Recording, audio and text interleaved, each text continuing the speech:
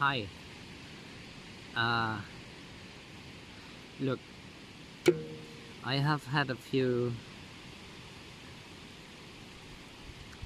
things fall into place, come together, a few couple of shapes that interwove with one another, and they led me down a path of spheres, which I would like to share with you.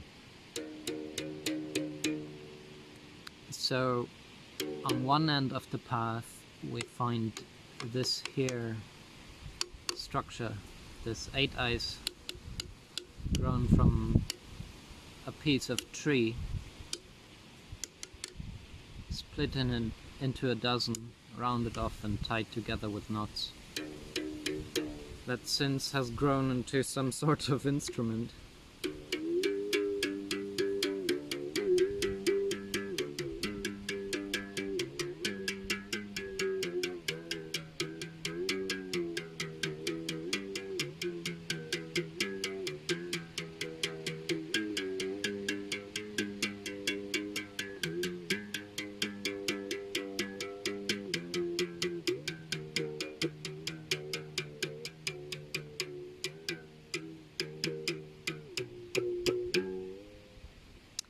So I'm not yet good at playing it, I must say, but it's only 2 days that this exists, so that's a little bit of time just to get to know it. But it's as simple as it could be. I have a video where I show how I did this, and it's the same exact way I grew the tree ship behind me. So if you know how to do it in small, you can do it big too. Or one can do it. And in this case all I added is a string, or guitar string, that goes around a couple of the corners. And it's not easy to tune, sorry about that, never mind. I've got a bit of a branch here that is basically drawn into this because of the tension of the string. So all it does is it's sitting in here, that's holding on to it, and then it's also sitting in this corner here, where it's also drawn into by the string, the cord. And I can move this either of 2 ways. I can go this way, which changes the pitch, the tension, or I use this one, same thing. And that's how I can change the note. And as a resonator I added my calabash from my berimbau. So this is now essentially, if we like, a berimbau G triangola. However, this is just where, you know, I'm weaving in a couple of the places I've been in the last few days. I've been sharing more about this again, the way of the spheres, as I call it, spherical thinking. And yesterday I did a video where I used a model similar to this in shape, but grown from paper straws, skewers and string and beads, and I've used that to figure out experimentally roughly how much weight of water this paper straw structure would support before it collapsed, as to present that in comparison to the fact that the same straws could not just hold the shape of a non-triangulated cube. You know, that's 2 things. But in the end of that video, and I think it's good to watch that to get a sense of why this may be relevant. But in the end of it I showed this structure here, and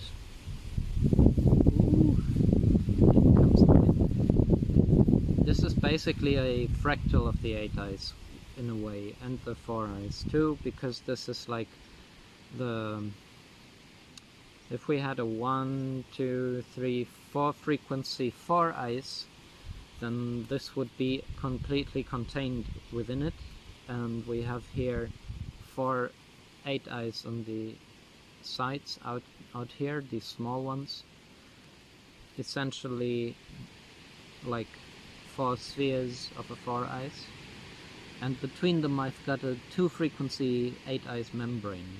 So I left out all of these interior connections, of which there would be a dozen, and without those interior connections there, that would also give us a hexagonal floor in here, which wouldn't be bad, I think.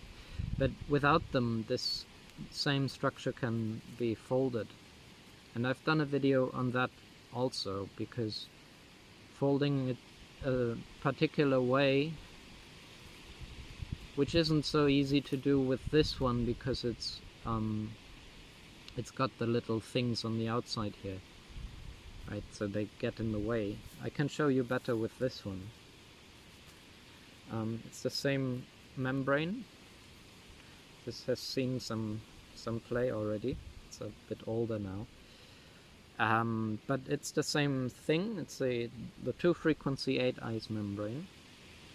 And what this taught me when I got around to creating it is that if I push in, like, or if I rather draw out 2 opposite corners of this, there's these 4 hexes that fold in, and if I allow them to gather in the middle, the whole thing, because of the dimensions of the straws, is able to fold into this, which is a chain of 2 8eyes and 1 frequency 8eyes, right? So if we have this one of these as our relative unit for a second, this has 4 quanta as a volume. So the 2 of them together have 8 quanta. So basically this is 2 units of 8eyes, right? Now if we increase the frequency of that, a 2 frequency 8eyes here has 8 times the volume of a single 1 frequency 8eyes. So I guess this has 4 times the volume of the 2 together, which would be, if it's 8 together of the 2 small ones, 8 times 4 is 2 dozen and 8. So I think 32.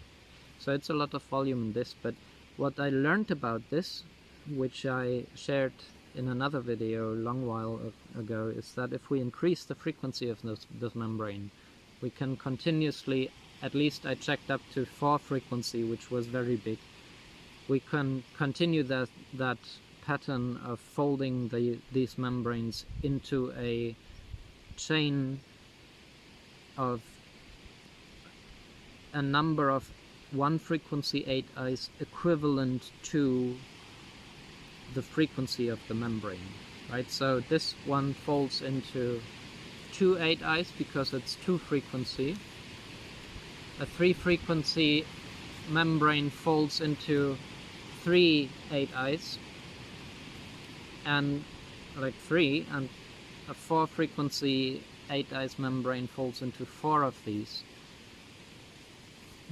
But you see the ratio between the collapsed folded state and the expanded state increases exponentially, right? Like this is already a case of that. This is 8 quanta, and this is 2 dozen 8 quanta. That's a lot more. Now, next high up, 3 frequency membrane of this has I think 9 dozen quanta. That's 108. But if you collapse it, if one collapses it into the small 8eyes chain, then it's only 3 of these with a volume of 4 quanta each. 3 times 4 is a dozen, so it's a 1 dozen quanta volume that can expand into 9 dozen. That's like, you know, universe is a fabulous place, and I've checked up to the 4 frequency, which in turn has a way bigger volume. Yeah, I don't even know it by heart now. I think it's 256, which is something like a dozen, no, a grow 9 dozen 4, I think, but don't quote me on that. Rather figure it out. Alright, but now here's where this storyline keeps unfolding. Yet another way that I couldn't foresee, because this folding of this in terms of folding 4 in, that really felt like a reasonable thing to do, because it's basically what this is doing by itself.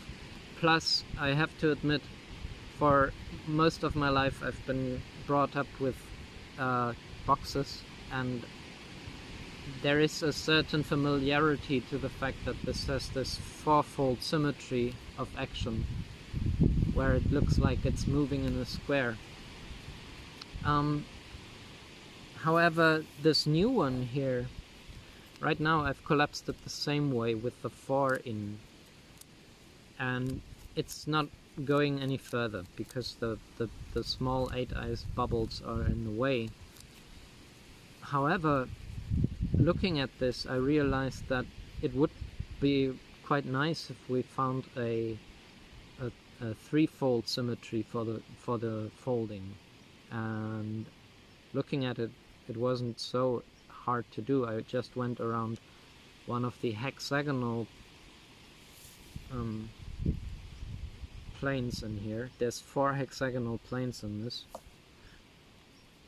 and in this case the hexagonal plane is the same level as the top of these little 8eyes. So I just pick one corner of one 8eyes and the same corner of the next and the same corner of the next and get this. And this is a rather symmetric arrangement, a rather nice and tight drawn version of that complex also. But it has a different kind of symmetry to it, where it's got 2 poles, and one side of it has this sort of like a 4-eyes here. There's 4 triangles, and then these little extensions of that. See that? And on the other end, it's got one little bubble coming out there, sitting on another one of these sort of 4-eyes. Now, I have looked at this, and then I thought, no, that's something I hadn't thought yet, I hadn't found yet. And I wondered what would it look like without the bubbles on the side. So I tried the same folding with this. So rather than going in with 4, the way that I already knew, I went around the hex and put every second of its corners in, like so, which got me this.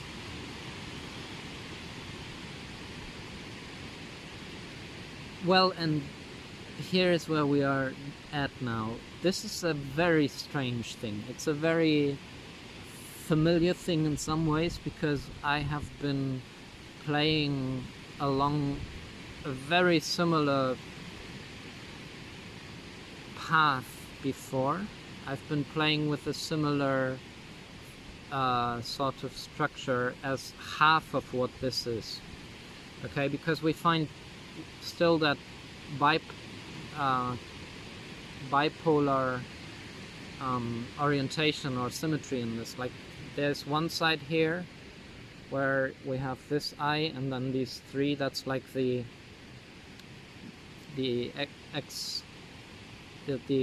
folded out 4 eyes,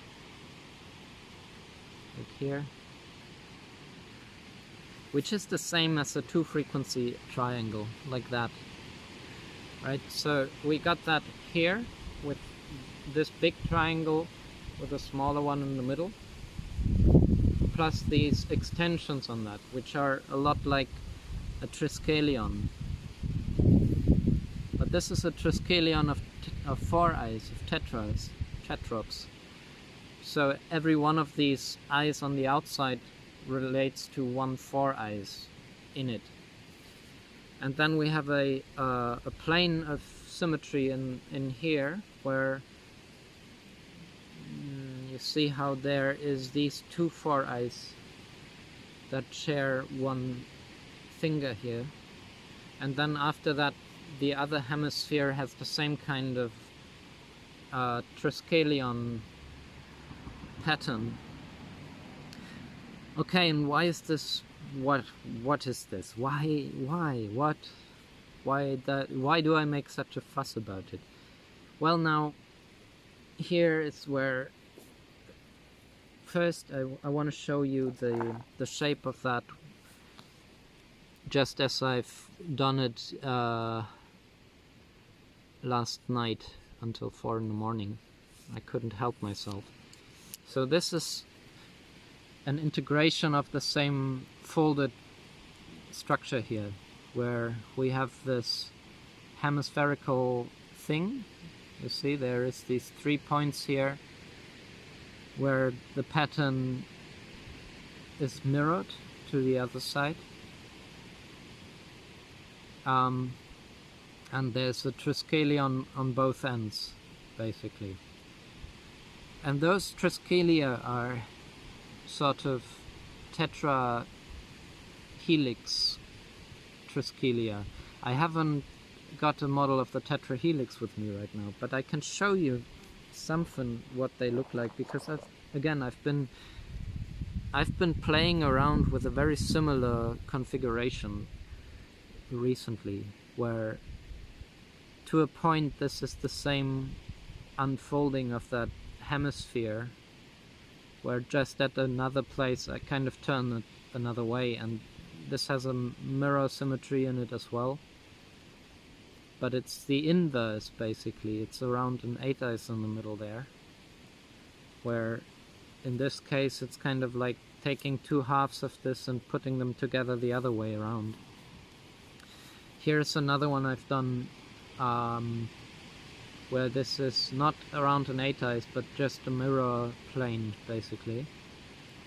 And again, this is where the tetrahelix is grown out a little further, rather than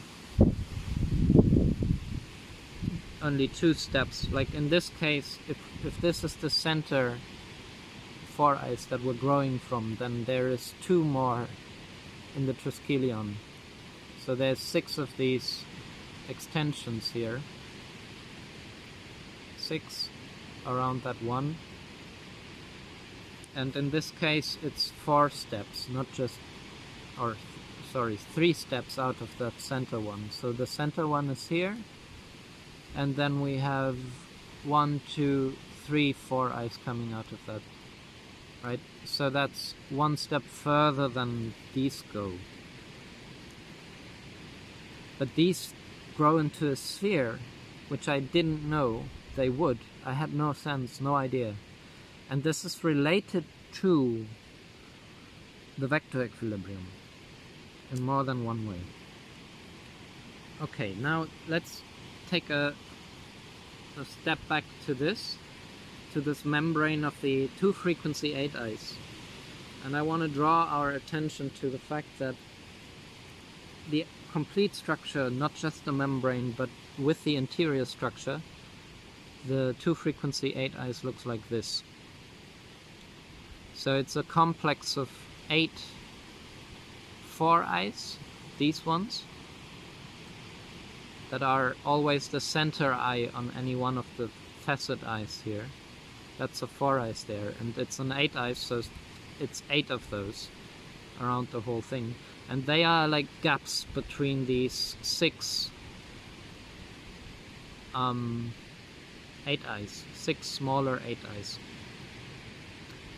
So those 6 eighteyes are a fractal of the first eighteyes, because that is 6 spheres, 3 spheres sitting on 3 spheres, and now it's 3 eighteyes sitting on 3 eighteyes, because the isotropic vector matrix is fractal, and if you know your way around a little of it, you know the whole, and can figure that out. But what I want to show you here is that that inside structure that is embraced by the overall 2-frequency eighteyes, if I did it with these beads, it's a little more distinct. You can see how the inside of that is a vector equilibrium. The 2 dozen and eighteyes. And, well, I haven't brought the model that does the whole dance thing. This does dance too, but just a little bit back and forth, because it does have the nucleus in it. It's not doing the whole jitterbug or dance of the Tao. If you want to see that, go watch the recent video, Another Introduction into Spherical Thinking. I demonstrate the whole thing there. But this one is, you know, like the central, the heart of synergetics is this shape. It's what Bucky used to call the dimexion when that was his word of choice, and for dynamic maximum tension, or before that he called it 4D, because it's 4-dimensional, just as the 4eyes is and the whole isotropic vector matrix. But in this case we find 4 hexagonal planes of space-time centered in on the same nucleus, which is a 0 point of this whole system, and it's actually got inside and outside. There's a lot to say about it. I will keep it short. I'm not going to go all the way into that now. I have done so in other videos. But this is, if we're looking at the spherical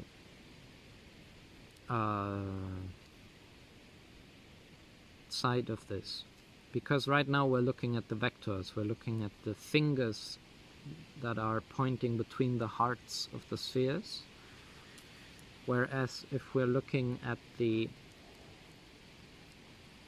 proper spheres, then the vector equilibrium, this here, is the connections between a dozen spheres around one, which is this. So there's 12 spheres in the outer membrane of this, and there's a central nucleus in there. That's what this really is. Okay. And as I have shown you in the other video, another introduction into spherical thinking, this structure can transform into a variety, basically the whole family of spherical space-time structures, synergetic space-time structures. And it's doing so in this beautiful kind of dance, the jitterbug, the dance of the Tao. Once one takes out the heart, the nucleus, the rest of the membrane can do that. And that's precisely why this here membrane is capable of folding in the first place, because we've taken out that same nucleus, and there is not, like, on the surface of this, on the skin, the membrane of this, we do have omnitriangulation, which is why this is an actual structure that I can actually put on the ground and possibly, I mean, this one's out of tension, it's a little old by now. It's a little loose, so it might not hold all this weight before folding in.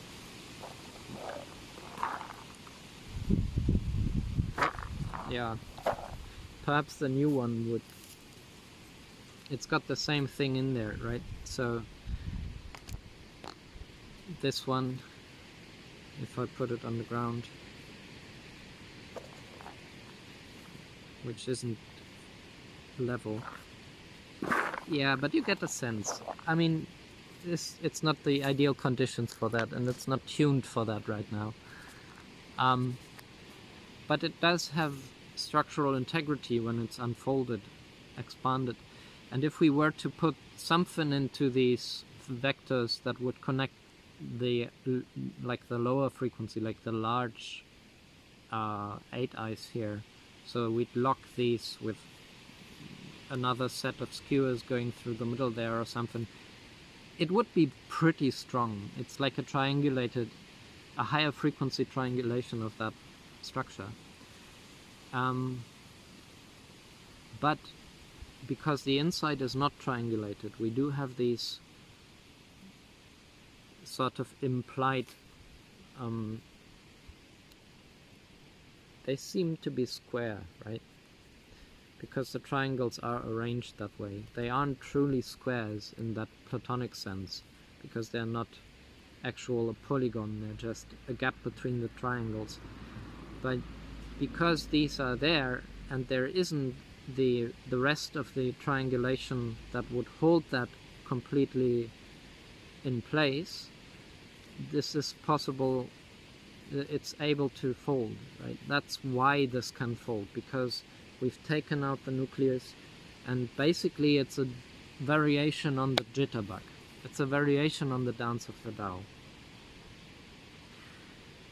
But there is that whole thing with the dozen and 8eyes as that largest expansion of that dance, which I have no model here right now. Again, it's in the other video. But there is a twist in it, there is a direction to it, a spin one way or the other. And the same goes for this. And the crazy thing that comes out of this new shape that I learned about this way is that in this case, well, it's not completely isotropic. I need to make that clear. If I were to do the same thing with a system that had less slack, like for instance my magnets, they won't go all the way together like this. There's gonna be a place where it turns out like the vectors that go to the inside here are probably a little less than a unit vector. Just as with the dozen and 8eyes, where there is a relationship with the golden ratio there in terms of the amount of overlap or reduction that we have in the vectors if they were put into the center. The dozen and 8eyes won't hold unit vectors to the centers because there is no room for a nucleus in that system, because it's the dozen spheres without the nucleus of the same size contracting into that completely triangulated arrangement, which gives a shell. It's just a shell, which is super cool. Yeah, but these things are like tantalizing to my mind. This is like stuff that keeps me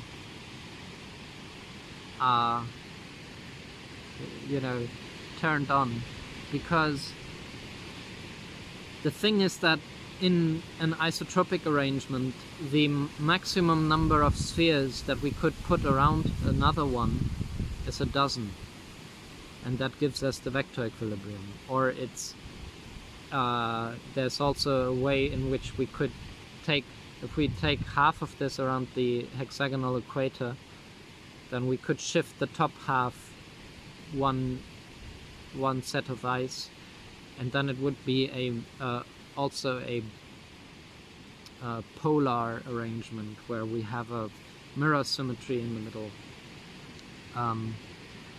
That's the other kind of cubic, or the sphere packing, as they call them, hexagonal centered or whatever they call it. But it's just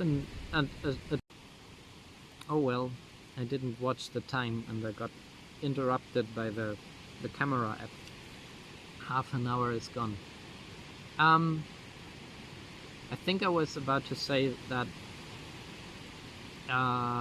in that isotropic arrangement of closest drawn spheres that are all of the same radius, unit radius, so there's unit vectors all around. In that arrangement, in that framework, in that matrix, we can at maximum have a dozen similar spheres around one, any one. But since this thing here isn't completely isotropic, see if I were to, like within the dozen and eighteyes, which this is not quite, there would be a room for a sphere in the center. It would just not be the same radius. It had to be shrunk on, I think, by the golden ratio. And that's a pattern that is also fractally re-emerging within that specific branch of the structures of space-time. There's always that golden ratio. And in this case I would bet that there is golden ratio as well, because the tetrahelix is full of it, and that whole branch of synergetics that goes a little more towards the organic, perhaps, seemingly so. That whole branch of synergetics is full of golden ratios and full of surprises too, because I think there's perhaps even less exploration that has been done on those playgrounds, because I mean even the isotropic playground is pretty much like, through years of research on that, I can tell that from what I've seen so far, there's very little that people have really played with these shapes, because they aren't really sensible when one is using a cubic frame of mind and geometry, because all of this is rendered irrational. And using these on their own sake, as their own shapes, as their own bodies, to me makes a lot of sense, because they're a lot more versatile, structurally sound and integral to universe than this cubic box nonsense. But it is something that people have not yet really looked into too deeply, and much less, I think, into these. And I do not know if this shape has yet been, found by anyone. Maybe, maybe not. Who am I to tell? I only know that it's new to me, and it is fascinating because this has more than a dozen spheres around the nucleus. And perhaps I'm going to take this one to show you, because it's a little less bulky. In this case there's little spheres, but those make up fingers again, between these corners, vertices, in which we find the cotton line that runs through the whole system. The umbilical cord is showing in these corners, and because of the darkness of this it doesn't show too well, but yeah, there, just a little, not too clearly. But between all of these fingers there's lines drawn. It's the same line going through the whole thing. It's a tensegrity, all the same, but we find that the nucleus of this is not completely enclosed. Like, this has 3 big gaps, if we like these. And I think it would absolutely be possible to put one of these bubbles in there and to get it back out with ease. So it would probably protect that quite well, I would think. But how many of these vertices do we find around the outside of this? Because every one of those vertices where the lines get into critical proximity before passing by one another, every one of those is the center of a happening, in this case the center of the lines meeting. So it's the center of a sphere, and by counting these vertices we know how many spheres we've got around the center one.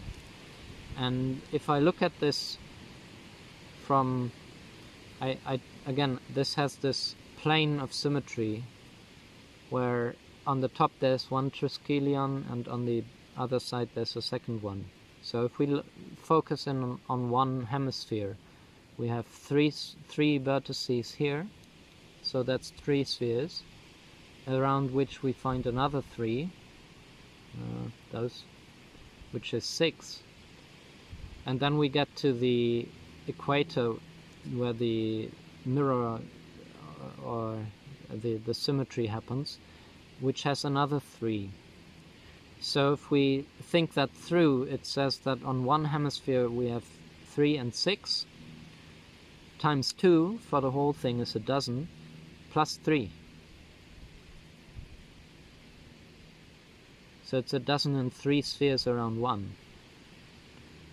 1,003 spheres around 1, that's 3 more spheres than would be isotropically possible. Which also kind of explains why that thing in the middle, and I'm going to make a model just of that arrangement of those spheres too, just to get to know that better. But that thing has, it's like this is already an organism. This is like a protective device that one could place something precious inside of, and it would pretty well be protected. But that little precious thing in the inside there could possibly be larger than any one of these other bubbles here would be. I hope that makes any sense to anyone else but me, but it does make sense to me, and it's super intriguing. It's that kind of thing that I would love to be able to talk about with Bucky. I would love to know what he senses about this, what he figures out about this too. I am going to make a model of just the interior bunch of beads. I'm also going to make 2 halves of this, so I've got the 2 triskelion as something to play with. And last but not least, I'm gonna tell you how many eyes this has. And in this case I'm counting all the eyes on the membrane as well, the ones, well, I suppose those are still membrane, because there's nothing here, it's a gap, right? So rather than saying this has, one hemisphere on the outside has 6, 1, 2, 3, 4, 5, 6 around 1 eye, so that's 7 eyes. So the whole thing on the outside membrane has 1,002 eyes. And I guess if this shape was part of the canon of Archimedean solids, as they called it, like the superfluous shape of this superficial one, then it might have been 14 triangles around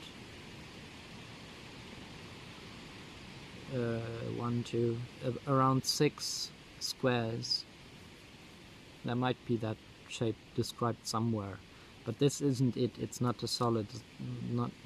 No, there's no squares here. It's open. So I'm counting these eyes that are shown in here as well, and there's 6 for every one of those 3 gaps. So 3 times 6 is 1,006, plus the 1,002 on the outside. 1,006 and 1,000 is 2,006, plus 2 is 2,008. Does that sound familiar? 2,008 eyes.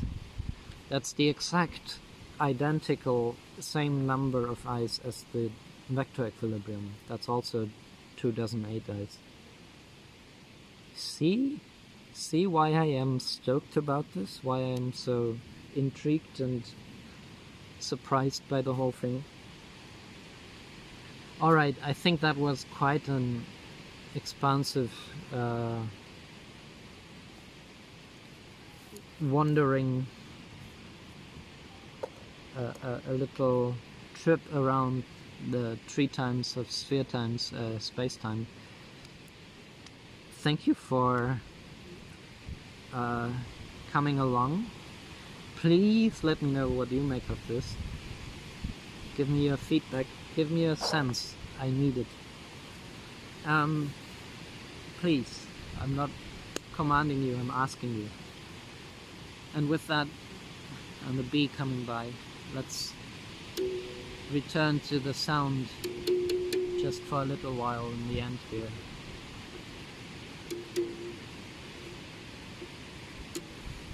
Oh. I mentioned, I think, how this is not so easy to tune. It's too simple for that.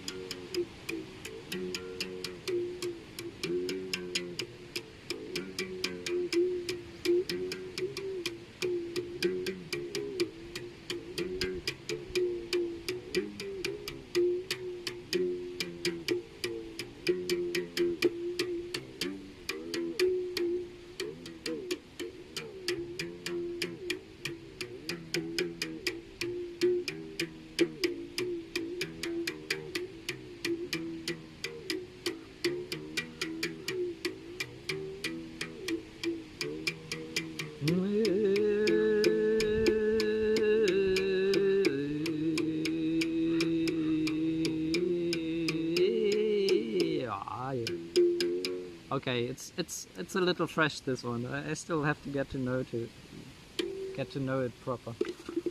And it would help if it wasn't also detuning while playing.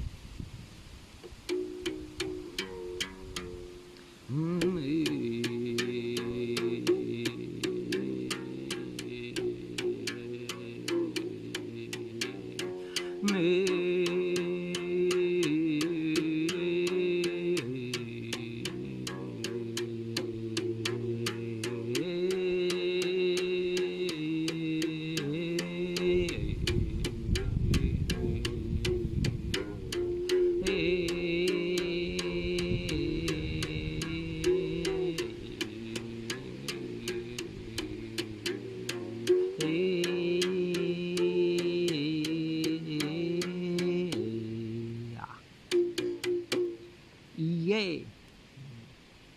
Okay, that's enough of that. Thank you for hanging out a little bit with me. I'm looking forward to your thoughts, feelings, responses, and yeah, keep in touch. Take care.